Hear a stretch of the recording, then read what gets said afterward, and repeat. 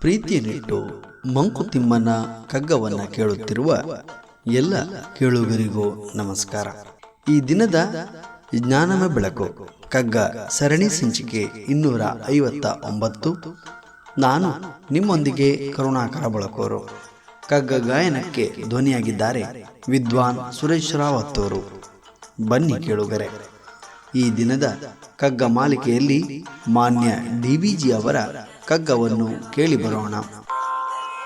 ಹೊಸರಸಂ ಬೇರಿಗನು ದಿನ ಮೊದವಿಧರೆಯಿಂದ ಸಸಿಗೆ ಹೊಸ ತಳಿರ ತಲೆಯಲಿ ಮುಡಿಸುವಂತೆ ಹೊಸರಸವು ಬೇರಿಗೆ ಅನುದಿನಂ ಮೊದವಿಧರೆಯಿಂದ ಸಸಿಗೆ ಹೊಸ ತಳಿರ ತಲೆಯಲಿ ಮುಡಿಸುವಂತೆ ಹೊಸ ಸೃಷ್ಟಿ ಸತ್ವಂ ಎತ್ತಣಿನೊ ಬರುತ್ತನು ದಿನಂ ಹೊಸತಾಗಿ ಪುದು ಜಗವ ಮಂಕುತಿಮ್ಮ ಹೊಸತಾಗಿ ಪುದು ಜಗವ ಮಂಕುತಿಮ್ಮ.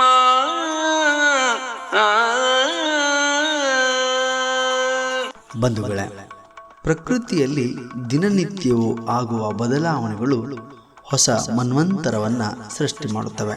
ಅಂತೆಯೇ ಒಂದು ಗಿಡದ ಬೇರಿಗೆ ಹೊಸ ರಸವನ್ನ ಸತ್ವವಾಗಿ ಪೂರೈಸಿ ಆ ಬೇರಿನ ಗಿಡದಲ್ಲಿ ಹೊಸ ಚಿಗುರನ್ನ ಮೂಡಿಸುವಂತೆ ಹೊಸ ಸೃಷ್ಟಿಗೆ ಅನುವಾದ ಸತ್ವವು ನಮಗಾರಿಗೂ ಕಾಣದಂತೆ ಅದು ಎಲ್ಲಿಂದಲೋ ಬಂದು ಈ ಜಗವನ್ನ ಸೇರಿ ಹೊಸತಾಗಿಸುತ್ತದೆ.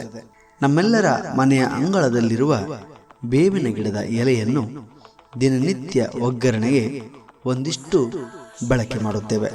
ಆದರೆ ಆ ಗಿಡದಿಂದ ದಳಗಳು ಅಕ್ಕಪಕ್ಕದಲ್ಲಿಯೇ ಹುಟ್ಟಿ ಮತ್ತೆ ಹುಟ್ಟಿ ಬರುತ್ತವೆ.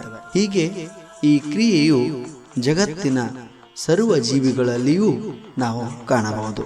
ಪರಮಚೇತನವು ಕ್ಷಣ ಕ್ಷಣವೂ ಕೂಡ ಹೊಸ ಭಾವಗಳೊಂದಿಗೆ ಜಗತ್ತಿಗೆ ಜೀವವನ್ನು ನೀಡುತ್ತದೆ.